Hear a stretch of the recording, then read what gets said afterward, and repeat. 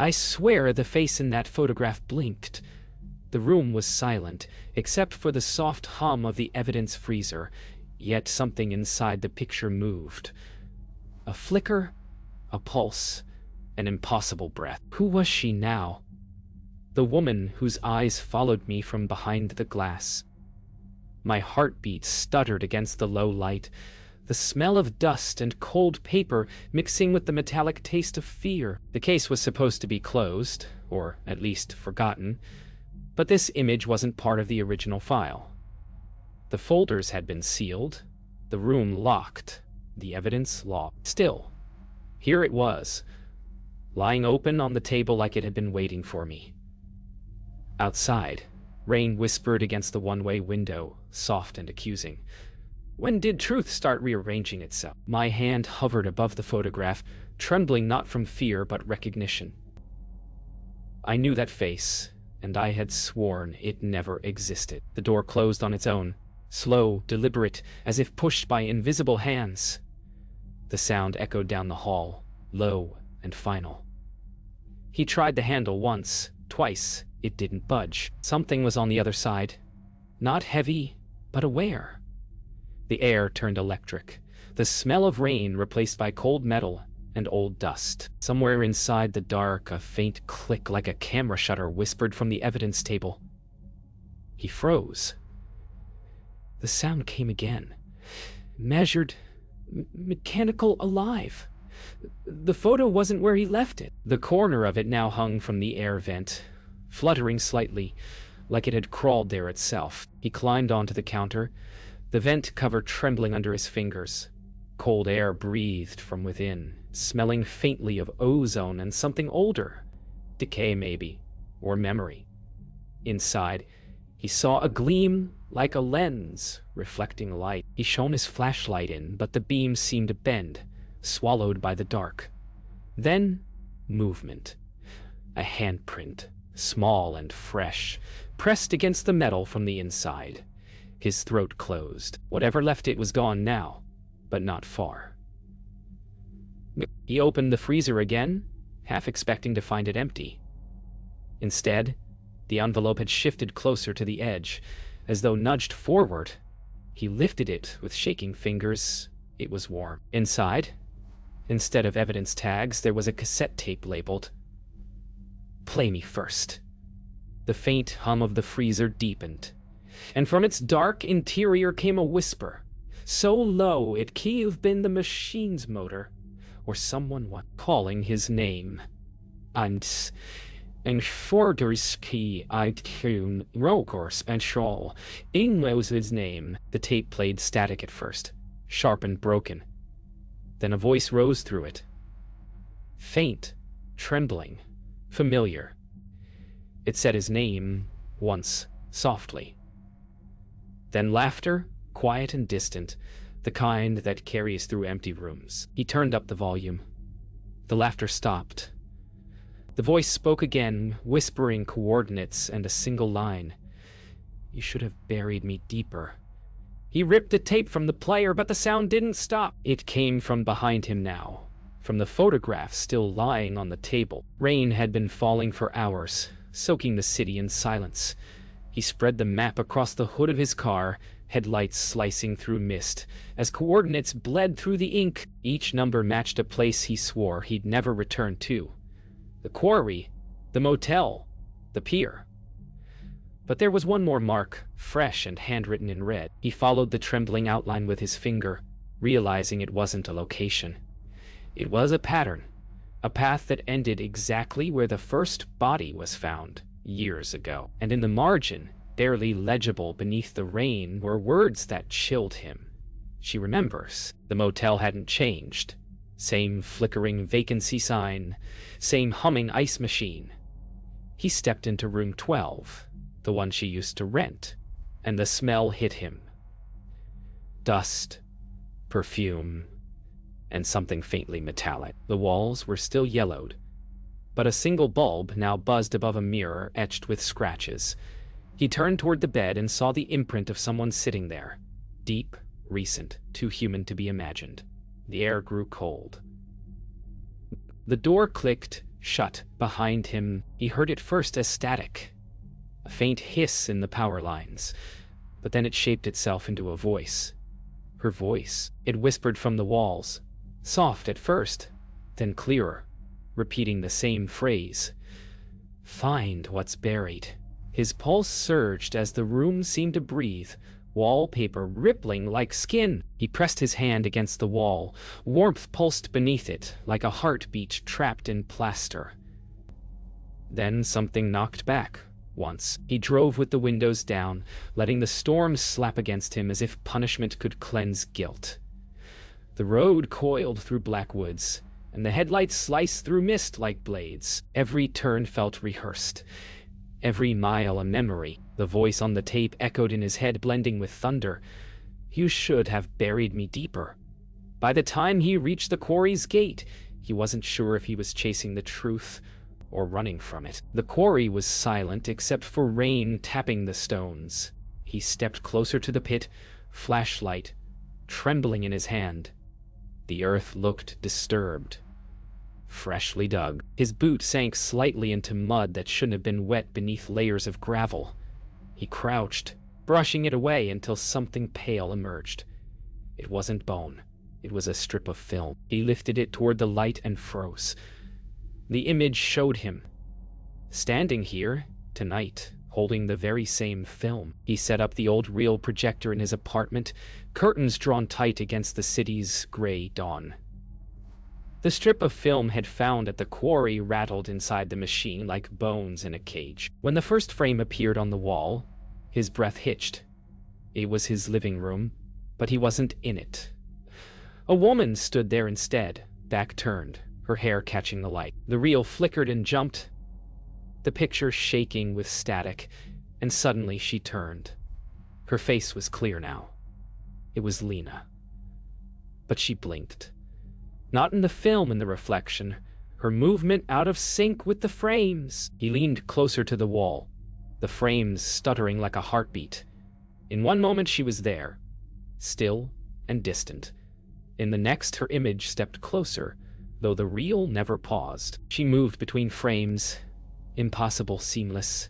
Her mouth opened as if she were speaking, but no sound came, only the whir of the machine. Then her hand reached outward, and her fingers broke the edge of the projection, touching his shadow. He stumbled back, knocking the projector, and the film snapped with a shrill crack that silenced the room. He crouched to gather the torn film, but beneath the projector came a faint hum, a low vibration like breathing. The machine wasn't plugged in anymore. The reel turned once, slowly, grinding against its own broken teeth. From within the tangled strip of film, a whisper leaked out, not from speakers, but from the celluloid itself. The words were stretched, warped, familiar. You watched, but you never saw. He dropped the reel, and it kept spinning on the floor. A sudden knock echoed through the apartment. 3 sharp raps, hollow and deliberate. He turned toward the door, but the sound came again, closer, not from the hallway. It came from the wall where the image had been projected. He stepped forward, every nerve wired with dread. The light flared once more without power, and Lena's face filled the wall again, eyes open, lips forming words he couldn't hear. Then the knock came a final time, from inside the screen. When the light finally died, the wall looked strange, too smooth, too new. He touched it, and the paint flaked away, revealing glass underneath. It wasn't a wall at all. A mirror stretched across the room, hidden beneath layers of paint. In its reflection, his apartment was empty. No projector, no film, no chair. Just him, standing alone. Then behind his reflection, someone moved. He turned instantly. No one there.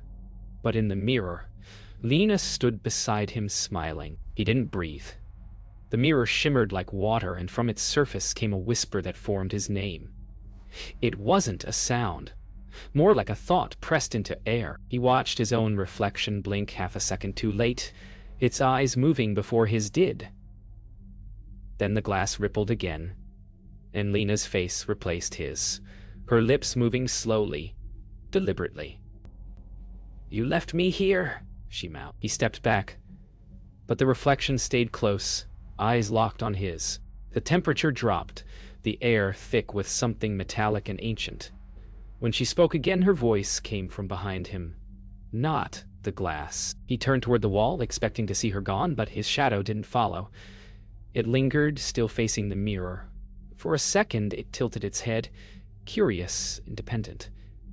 He froze. The reflection smiled faintly, and his shadow began to step toward her. Panic clawed at his chest. He tried to move, to speak, but his body felt anchored while the darkness peeled itself away like oil, merging with the mirror's surface until only she remained. Her face, calm and waiting. Her voice filled the room again, but this time it wasn't just one. It was layered, echoing hundreds of tones like overlapping memories. Each version of her said something different. Fragments of conversations, laughter, screams. He could hear his own voice among them, buried deep. "You promised," one whispered. "You buried me," another hissed. The words looped, distorted, turning language into rhythm until they melted into a single phrase. "Look closer." Against every instinct he did. The mirror rippled like water again, but this time it didn't stop. Her hand emerged through it, pale, wet, trembling, and pressed against his chest. He felt it, cold as metal and impossibly real. For one heartbeat, they both stood there, suspended between worlds. Then she pulled. The room seemed to tilt, the lights bending toward the mirror's surface. His fingers clawed for the edge of the frame, but the pull was relentless, dragging him toward her side. Silence swallowed everything. He blinked, and the world looked wrong. The apartment still stood, but everything was reversed. The clock ticked backward, shadows leaned the wrong way, and the air felt too heavy to breathe. Behind him, the mirror now reflected the real world, empty, untouched. Lena stood in front of him, no longer faint or spectral. "You finally came back," she said softly. But when he looked at his hands, they were gray, blurred at the edges, fading into the air. He walked to the window, but there was no city, just endless glass stretching to the horizon, reflecting clouds that didn't move. Every step echoed like footsteps in an empty museum. His reflection followed beside him now, not within the surface, but parallel, alive and curious. Lena moved behind him, her voice quiet but firm. "You see it now," she said. "This is what truth looks like when it stops pretending." The glass beneath his feet cracked faintly, ripples spreading outward as if the world itself were tired of holding its own reflection. Far ahead, something moved. A figure walking toward him through the mirrored landscape. It mirrored his posture perfectly, each movement a delayed imitation. When it came close enough, he saw his own face staring back, eyes hollow but alive. The reflection spoke first, voice calm and exact. "You kept my name," it said. He stepped backward instinctively, the sound of shattering glass beneath his feet echoing into the nothing. The reflection smiled faintly. "Now, give it back." The moment he spoke, the air fractured. His words came out in two voices, his and the reflection's, overlapping, disagreeing. He tried again, but the second voice answered differently, reshaping the sentence. The world around them began to tremble, every mirrored surface vibrating, as though reacting to the contradiction. Lena watched from a distance, her eyes filled with quiet sorrow. "You can't both exist," she said. "Not anymore." His reflection stepped closer, hand extended, shimmering like heat above asphalt. The first crack sounded like thunder. A line of darkness split the sky, crawling downward until it touched the mirrored ground. Light fractured into thousands of shards, each reflecting a different moment. The evidence room, the quarry, the tape, her face. Elias watched the world fold inward, swallowing itself. His reflection ran toward him, screaming something he couldn't hear. Then everything shattered. Silence. weightless, endless silence. When he opened his eyes, he lay among shattered glass, each piece showing a different version of himself. Younger, older, guilty, innocent. The air was still, colorless.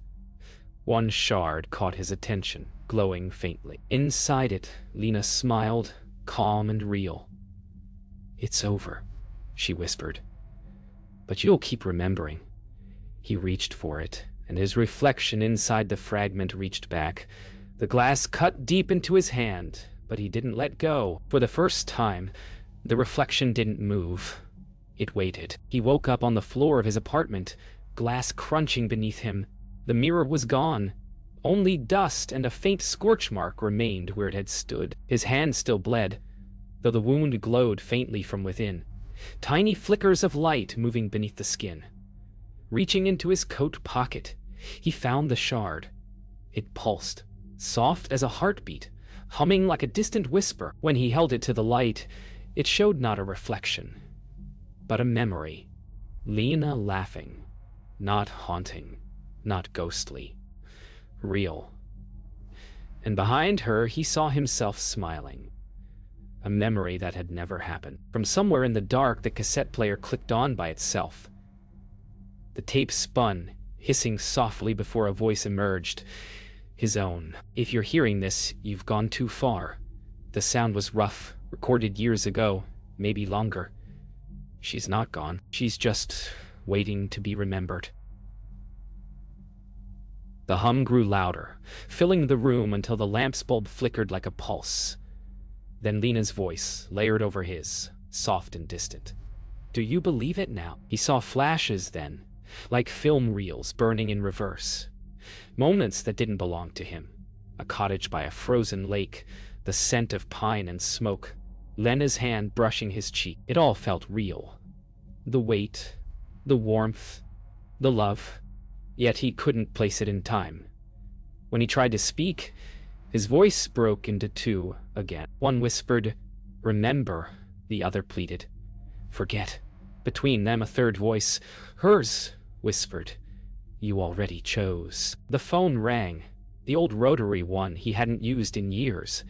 He froze, staring at it as the sound echoed through the silent apartment.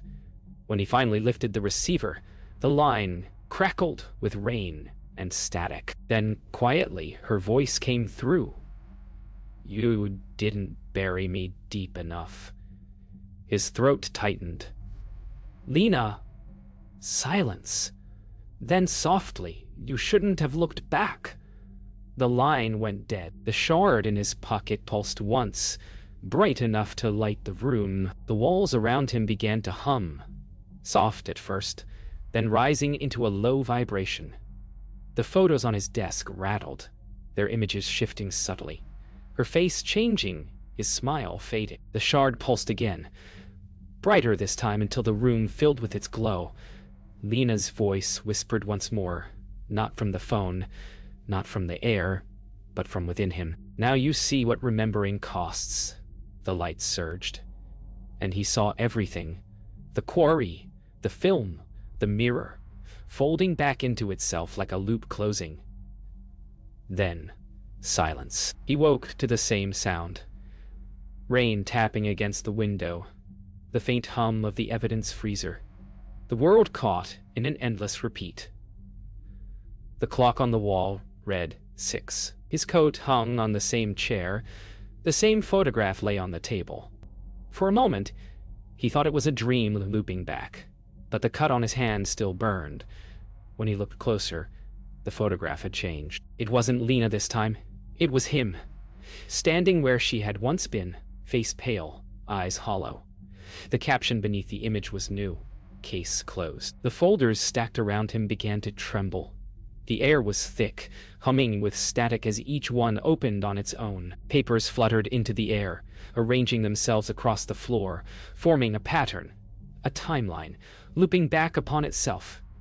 Every document bore his handwriting, every note a confession he didn't remember writing. In the center of the spread sat an envelope marked "New Case." When he tore it open, a single photo fell out, Lena's smile, unchanged. The lights flickered once, then dimmed completely.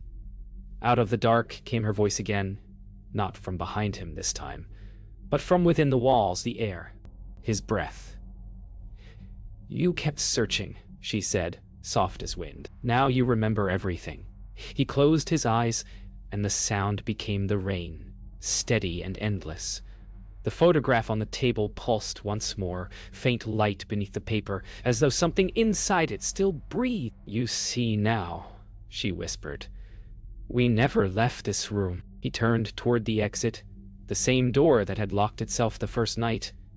It stood open now, warm light spilling from the hallway beyond. For a second, hope flickered.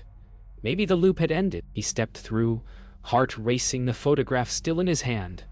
But on the other side, he froze. The same evidence room waited there, identical in every detail. On the table sat a younger version of himself, head bowed over a file, whispering, "I swear the face in that photograph blinked." He watched himself whisper those same words, the same disbelief, the same trembling hand reaching toward the photograph. The rain outside sounded just as it had that first night. He tried to shout, to warn himself, but no sound came. The loop didn't allow it. Lena's voice echoed softly, almost kind now.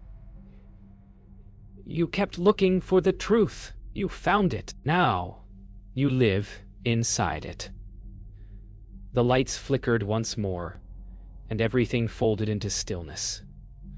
Only the photograph remained, glowing faintly in an endless ray.